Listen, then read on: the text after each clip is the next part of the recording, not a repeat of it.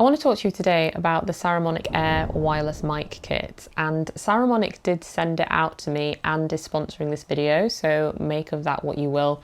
But if you've been watching my channel for a while, you know whether a video is sponsored or not, I tell it to you straight. Now, instead of drowning you in specs, I'm going to break it down into several things that you need to know about these mics. Plus, real world tests to see how they perform in various scenarios, and then I'll break down who their best suit is for, so stick around.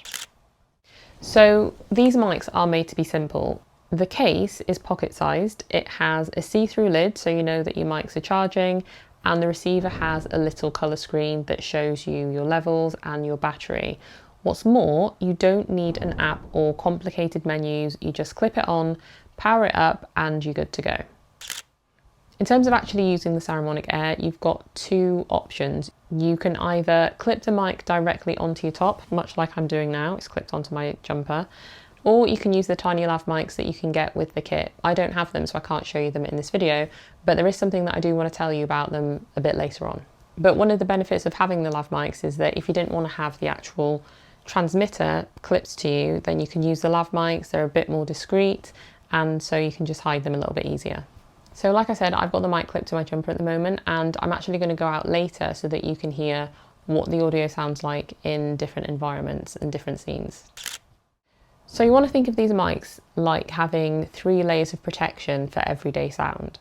So if you suddenly laugh too loud, or someone speaks too loud, or you speak too loud, they'll soften that audio with the built-in limiter, which suppresses peaks in your audio before they get distorted.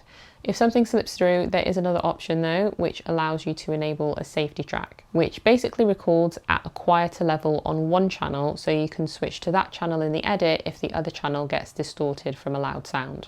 And if you're outdoors and the world around you just gets really noisy, you can switch on noise reduction using one of 2 modes. You've got light mode for if you've got that steady hum of a fridge, or like I've got my NAS in the background, which you might be able to hear. Actually, no, that's off. I do have my light though, which has a fan, and it's not loud, but you can still kind of hear it a little bit. You might not be able to hear it on the mic, but if you have that hum of something like a fan or anything, then you can use the low setting for that. If you're outdoors and there's lots of traffic or ambient noise or crowds and you just want to mute that a little bit, then you can enable the strong setting.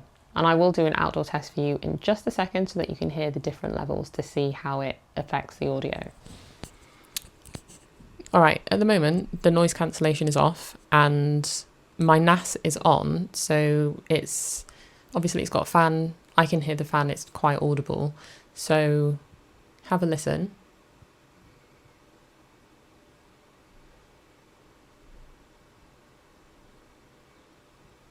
So now I'm going to put the noise cancellation on so that you can hear what that sounds like.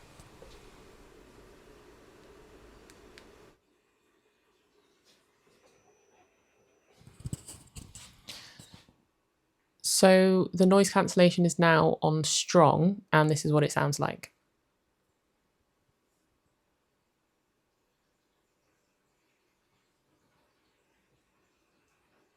Now I'll switch it to weak. So this is now on the weak setting.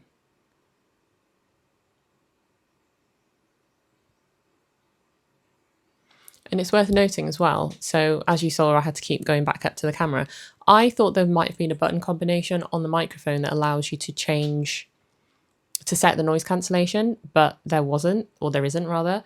So I think you can only do it on the receiver. So that's something to bear in mind. As I was setting up my camera, I realised that I forgot the bag. All I brought was the case. I forgot the bag that has the 3.5mm cable and the adapter for the camera, so I had to use my phone instead, which is fine because you can use the mics with the phone, and I guess it gives you an idea of how the audio sounds coming from my iPhone 17 Pro Max with the mic. But I wanted to do the noise cancellation test and just hear what it sounds like, because this road is usually quite busy. It is really early at the moment, but there's still traffic, which you can probably hear. So when the light goes green, so that there is traffic still driving back and forth, I will let you hear what the audio sounds like with the different strength of noise cancellation. At the moment, this is off, the noise cancellation is off. So let me toggle it on. So this is now set to high, and you can see there's still traffic. And this is what the audio is sounding like with the noise cancellation set to high. And if I toggle it again, this is now on the weak setting, so this is what it sounds like.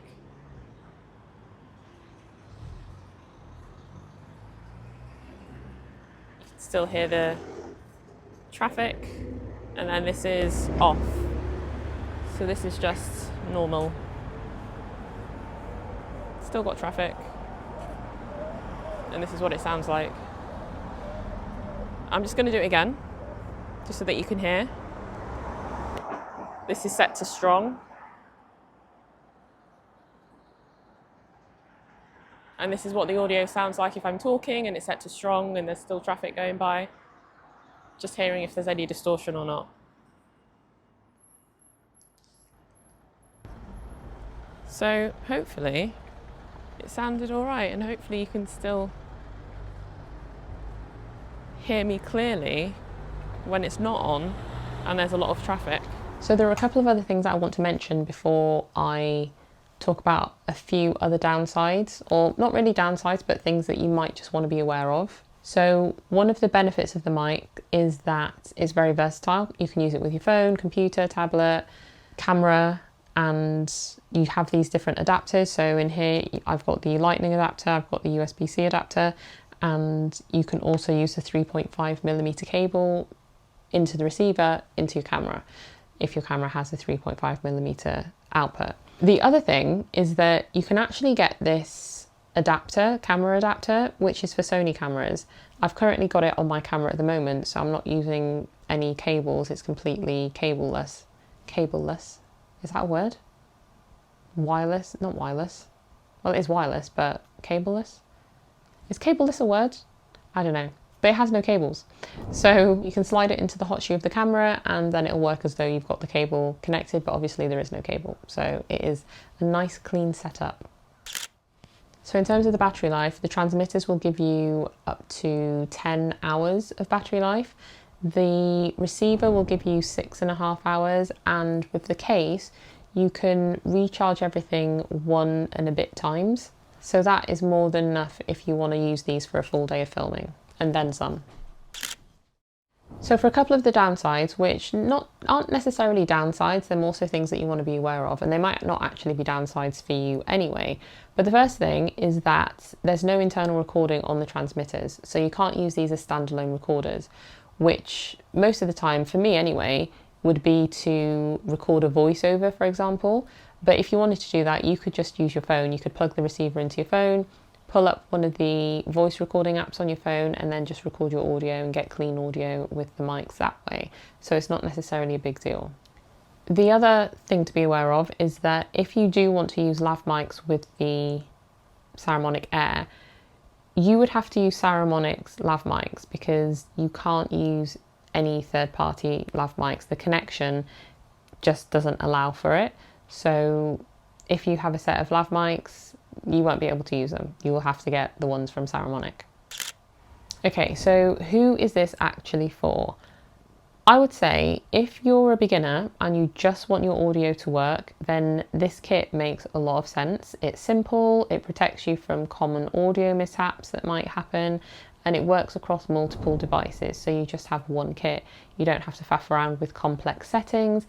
It's pretty much just plug and play. So if it sounds like it's something that would work for you in your workflow, I've dropped a link in the description so you can check them out. Thanks for watching. Catch you on the next video.